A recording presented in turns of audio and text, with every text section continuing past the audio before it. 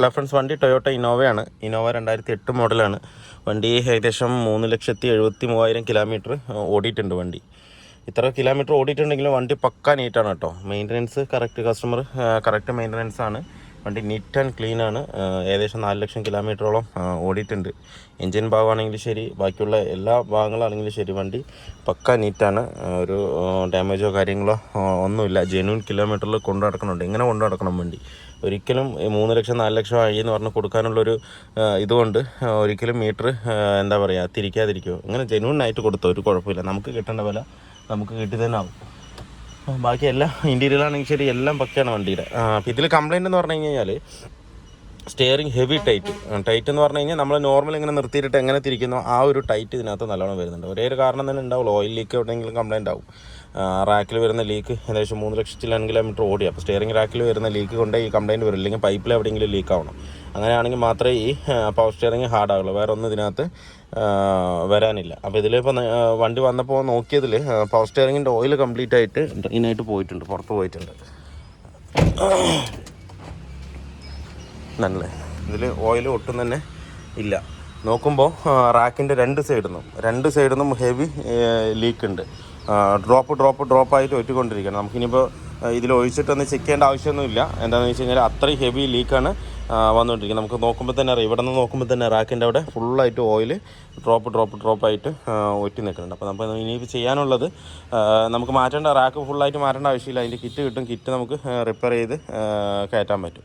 നമുക്ക് അഴിച്ചിട്ട് power steering repair ചെയ്യുന്ന ഷോപ്പുകളുണ്ട്, അവിടെ കൊണ്ട് കൊടുത്തിട്ട് അതിൻ്റെ സീൽ കിറ്റ് കാര്യങ്ങൾ കംപ്ലീറ്റ് മാറ്റിയിട്ട് കയറ്റി കഴിഞ്ഞാൽ ലൈഫ് ഉണ്ട് അതിനകത്ത്. നമ്മൾ എപ്പോഴും ചെയ്ത് കൊടുക്കുന്നതാണ് എല്ലാ വണ്ടിക്കും. കംപ്ലയിൻ്റ് ഒന്നും ഇതുവരെ റിട്ടേൺ കംപ്ലയിൻ്റ് ഒന്നും വന്നിട്ടില്ല. അത് ഇതിന് നമുക്ക് റാക്ക് അസംബ്ലി ഫുള്ളായിട്ട് മാറ്റേണ്ട ആവശ്യമില്ല. റാക്ക് അസംബ്ലി ഫുള്ളായിട്ട് മാറ്റുക എന്ന് പറഞ്ഞാൽ 24 രൂപ എങ്ങാണ്ടാ വരുന്നുണ്ട് തോന്നുന്നു റേറ്റ്. അപ്പോൾ നമുക്കിത് ചെറിയ എമൗണ്ടിൽ തന്നെ നമുക്ക് ഫുള്ളായിട്ട് പണിതിറക്കാൻ പറ്റും. കിറ്റ് എല്ലാം കംപ്ലീറ്റ് മാറ്റിയിട്ട് നമുക്ക് മാറ്റാൻ പറ്റും. പിന്നെ കസ്റ്റമർ ബാക്കിലൊരു ചെറിയൊരു സൗണ്ട് പറയുന്നുണ്ടായിരുന്നു റിയർ സസ്പെൻഷൻ്റെ ഭാഗത്ത്. അപ്പോൾ അതും കൂടെ എന്താണെന്നുള്ളത് ഒന്ന് ചെക്ക് ചെയ്യണം. റിയർ ഷോക്കിൻ്റെയോ എന്തെങ്കിലും ലീക്ക് ഉണ്ടോ എന്നുള്ളത് ജസ്റ്റ് ഒന്ന് നോക്കണം. ഈ 2 കംപ്ലയിൻ്റാണ് കസ്റ്റമർ പറഞ്ഞത്. മെയിനായിട്ട് സ്റ്റിയറിങ്ങിൻ്റെ, പിന്നെ റിയർ സസ്പെൻഷൻ. ലീക്കോ കാര്യങ്ങളൊന്നുമില്ല എങ്കിലും നമുക്കൊന്ന് പൊക്കിയിട്ട് വേറെ എന്തെങ്കിലും ഫോൾട്ട് ഉണ്ടോ എന്നുള്ള കാര്യം ഒന്ന് ജസ്റ്റ് ഒന്ന് നോക്കാം. ഏകദേശം വണ്ടി 4 ലക്ഷം ആയതുകൊണ്ട് സസ്പെൻഷൻ പാർട്സിനൊക്കെ ഇത്തിരി വീക്ക് ഉണ്ടാകാൻ ചാൻസ് ഉണ്ട്. അപ്പോൾ നമ്മൾ ചിലപ്പോൾ ലീക്ക് കാണിക്കില്ല, റിയർ ഷോക്കൊന്നും ചിലപ്പോൾ ലീക്ക് കാണിക്കില്ല. പക്ഷേ ആക്ഷൻ കുറവായിരിക്കും.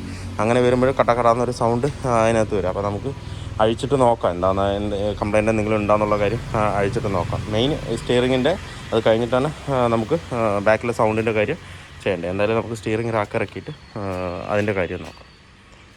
ഇന്നോവിടെ റാക്ക് ഫുള്ള് സീൽ കിറ്റ് മാറി വന്നിട്ടുണ്ട്. ഇനിയിപ്പോൾ നമുക്കത് മൊത്തം റീസെറ്റ് ചെയ്യണം. ആ സ്റ്റിയറിംഗ് ബോൾ ജോയിൻറ്റ് കാര്യങ്ങളെല്ലാം റീസെറ്റ്. അതുപോലെ തന്നെ അതിൻ്റെ ബൂട്ട് നമ്മൾ മാറ്റുന്നുണ്ട്. വെച്ചാൽ ബൂട്ട് നല്ലോണം ക്രാക്ക് ഉണ്ട്. ബൂട്ട് ക്രാക്ക് ആകുമ്പോഴാണ് കൂടുതലും ഡസ്റ്റ് അതിനകത്ത് കയറിയിട്ട് പെട്ടെന്ന് തന്നെ സീൽ കിറ്റ് കംപ്ലയിൻറ്റ് വരാൻ സാധ്യതയാണ്. അപ്പോൾ നമ്മൾ എപ്പോഴും ഏത് വണ്ടിയാണെന്നുണ്ടെങ്കിലും സ്റ്റിയറിങ്ങിൻ്റെ ബൂട്ട് മസ്റ്റാണ്, കറക്റ്റായിട്ട് തന്നെ മെയിൻറ്റെയിൻ ചെയ്യണം. എന്തെങ്കിലും ചെറിയൊരു ക്രാക്ക് വന്നിട്ടുണ്ടെങ്കിൽ ആ കിറ്റ് ബൂട്ട് മാറ്റി വിടണം. ഇല്ലാത്ത ഇവിടെ ഉള്ളിൽ അതിലേക്ക് ഡസ്റ്റ് കയറിയിട്ട് സീല് വേഗം പോകാൻ സാധ്യത കൂടുതലാണ്. അതുപോലെ തന്നെ നമ്മുടെ പവർ സ്റ്റിയറിംഗ് മോട്ടർ വരുന്ന ടൈപ്പാണെന്നുണ്ടെങ്കിലും അങ്ങനെ തന്നെയാണ്. ബൂട്ട് കംപ്ലയിൻ്റ് ആയി കഴിഞ്ഞാൽ ഉള്ളിലുള്ള റാക്കിൻ്റെ ബുഷ് പെട്ടെന്ന് തന്നെ തേയ്മാനം വരും, കംപ്ലയിൻറ്റ് വരും. അപ്പോൾ അതുകൊണ്ട് അതെപ്പോഴും ശ്രദ്ധിക്കുക. ഇനിയിപ്പോൾ എന്തായാലും നമുക്കിതിൽ ബൂട്ടൊക്കെ ചേഞ്ച് ചെയ്ത് സ്റ്റിയറിംഗ് ബോൾ ജോയിൻ്റൊക്കെ സെറ്റ് ചെയ്തതിന് ശേഷം കയറ്റാം. നമ്മൾ ബോൾ ജോയിൻറ്റ് പഴയ തന്നെ കയറ്റിയിട്ടുണ്ട്. ബൂട്ട് രണ്ടും പുതിയ ബൂട്ട് ഇട്ട് സെറ്റ് ചെയ്തിട്ടുണ്ട്. ഇനിയിപ്പോൾ നമുക്ക് വണ്ടിക്കകത്ത് കയറ്റണം. ഇതിനോടെ വർക്ക് ഫുള്ളി കംപ്ലീറ്റ് ആയിട്ടുണ്ട്. ഇതിൽ സ്റ്റിയറിംഗ് റാക്കാണ് നമ്മൾ ഇതിനകത്ത് ചെയ്തിരിക്കുന്നത്. അപ്പോൾ ഓയിലും ഫില്ല് ചെയ്തിട്ട് നമ്മൾ ഒരു 8-9 പ്രാവശ്യം അങ്ങോട്ടും ഇങ്ങോട്ടും ഹെവി ആയിട്ട് തിരിച്ചാൽ മാത്രം അതിലുള്ള പൈപ്പ് ലൈനിലുള്ള എയർ കംപ്ലീറ്റും പോയിട്ട് ഫുള്ളായിട്ട് ഓയിൽ മാത്രമായിട്ട് നിൽക്കുള്ളൂ. അല്ലെങ്കിൽ അതിൽ എയർ ഉണ്ടെന്നുണ്ടെങ്കിൽ നമുക്കത് വീണ്ടും സ്റ്റിയറിംഗ് ടൈറ്റ് ഫീൽ ചെയ്യും. അപ്പോൾ നമ്മൾ വണ്ടി കസ്റ്റമർ കൊടുക്കുന്നതിന് മുന്നേ കുറേ പ്രാവശ്യം ഒരു 8-9 പ്രാവശ്യം അല്ലെങ്കിൽ 10-12 പ്രാവശ്യം അങ്ങോട്ടും ഇങ്ങോട്ടും ഫുള്ളായിട്ട് അങ്ങോട്ടും ഇങ്ങോട്ടും തിരിച്ചാക്കിയിട്ട് വേണം നമുക്ക് പവർ സ്റ്റിയറിങ്ങിൻ്റെ ഓയിൽ കറക്റ്റ് ഫില്ല് ചെയ്യാൻ. എന്നാൽ മാത്രമേ ആകുള്ളൂ. ഇല്ലാന്നുണ്ടെങ്കിൽ എയർ ഗ്യാപ്പ് ഉണ്ടെങ്കിൽ അത് വീണ്ടും ബുദ്ധിമുട്ടാണ്. നമ്മളപ്പോൾ അങ്ങനെ ചെയ്തിട്ടുണ്ട് സ്റ്റാർട്ടിങ്ങിൽ തന്നെ. ആദ്യം സ്റ്റാർട്ട് ചെയ്യുന്നതിന് മുന്നേ തന്നെ നമ്മളാക്കുക കുറേ പ്രാവശ്യം അങ്ങോട്ടും ഇങ്ങോട്ടും കൈ കൊണ്ട് തന്നെ വീല് തിരിക്കുക. അപ്പോൾ തന്നെ കുറേ ഏകദേശം എയർ പോകും. അതിനുശേഷം പിന്നെ സ്റ്റാർട്ടിങ്ങിലിട്ടിട്ട് സ്റ്റിയറിംഗ് ഒരു കുറച്ച് പ്രാവശ്യം അങ്ങോട്ടും ഇങ്ങോട്ട് തിരിച്ച് കഴിഞ്ഞാൽ തന്നെ കംപ്ലീറ്റ് എയർ ഇതിനകത്ത് ഇപ്പോൾ കംപ്ലീറ്റ് ആയിട്ടുണ്ട്. അപ്പോൾ നമ്മൾ ടയറൊക്കെ ഇട്ട് എല്ലാം സെറ്റ് ചെയ്തിട്ടുണ്ട്. ഇനിയിപ്പോൾ നമുക്ക് മെയിനായിട്ട് നോക്കാനുള്ളത് ആ സൈഡ് ലീക്ക് വരുന്നുണ്ടെന്നുള്ള കാര്യമാണ് കൺഫേം ആയിട്ട് നോക്കേണ്ടത്. നമ്മൾ നോക്കിയതിൽ ലീക്കോ കാര്യങ്ങളൊന്നും ഇല്ല, പക്ക തന്നെയാണ്, പക്കയായിട്ട് തന്നെ ഇരിക്കുന്നത്. ഇട്ട് കഴിഞ്ഞ് കഴിഞ്ഞാൽ മെയിനായിട്ട് ശ്രദ്ധിക്കേണ്ട കാര്യമാണ് ലീക്ക്. ചില സാഹചര്യങ്ങളിൽ തള്ളിപ്പോകാൻ സാധ്യതയുണ്ട് വീണ്ടും. അപ്പോൾ ഇതിൽ കംപ്ലീറ്റ് നമ്മൾ ചെക്ക് ചെയ്ത് വേറെ കുഴപ്പമൊന്നുമില്ല, കറക്റ്റ് തന്നെയാണ്.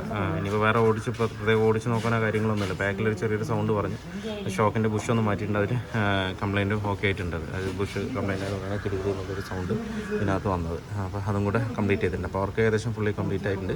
അപ്പോൾ വീഡിയോ എല്ലാവർക്കും ഇഷ്ടമായി ലൈക്ക് ചെയ്യുക, ഷെയർ ചെയ്യുക, പിന്നെ സബ്സ്ക്രൈബ് ചെയ്യാത്ത തന്നെ വീഡിയോ കാണുന്നെങ്കിൽ ഒന്ന് സബ്സ്ക്രൈബ് ചെയ്ത് സപ്പോർട്ട് ചെയ്യുക. അപ്പോൾ മറ്റൊരു വീട്ടിൽ കാണുന്നവരെ എല്ലാവർക്കും by. Hãy subscribe cho kênh Ghiền Mì Gõ để không bỏ lỡ những video hấp dẫn.